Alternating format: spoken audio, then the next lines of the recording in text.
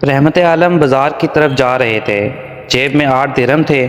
راستے میں ایک ضعیف عورت بیٹھی رو رہی تھی۔ آپ رک گئے، اس کے قریب پہنچے، اس کے غم میں ایک ہونے کے لیے اس سے پوچھا، بڑی بی کیوں رو رہی ہو؟ کیا حادثہ پیش آیا ہے؟ بی بی نے 2 درہم دے کر سودا لینے کے لیے بھیجا تھا، وہ درہم راستے میں کہیں گر گئے۔ یہ کہہ کر بڑھیا زاروں کی طرح رونے لگی۔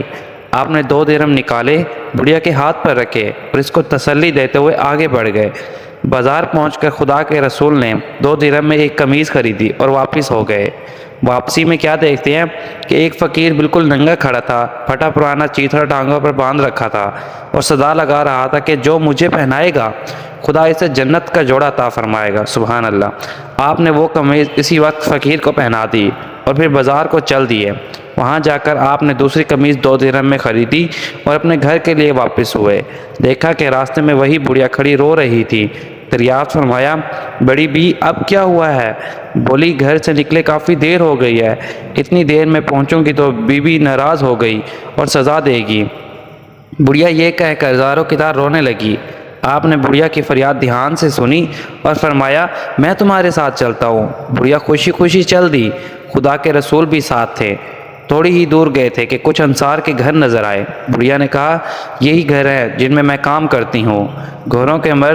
گھر کے مرد کہیں گئے ہوئے ہیں، گھر میں صرف عورتیں ہیں۔ آپ کے گھر کے قریب پہنچے اور ذرا بلند آواز سے کہا، السلام علیکم ورحمۃ اللہ وبرکاتہ۔ آواز مانوس تھی، ہر خاتون متوجہ ہو گئی۔ آپ نے پھر بلند آواز سے کہا، السلام علیکم ورحمۃ اللہ وبرکاتہ۔ کوئی جواب نہ آیا۔ آپ نے تیسری بار پھر کہا، السلام علیکم ورحمۃ اللہ وبرکاتہ۔ آخری بار ساری خواتین نے مل کر کہا، وعلیکم السلام ورحمۃ اللہ وبرکاتہ۔ رسول صلی اللہ علیہ وسلم نے پوچھا، کیا تم نے پہلی آواز نہیں سنی تھی؟ تو سن لی تھی۔ ہم چاہتے کہ آپ کی زبان سے سلامتی اور رحمت و برکت کی دعائیں ہم اور ہمارے بچے بار بار سنیں۔ عورتوں نے عقیدت و واردات کا اظہار کرتے ہوئے کہا۔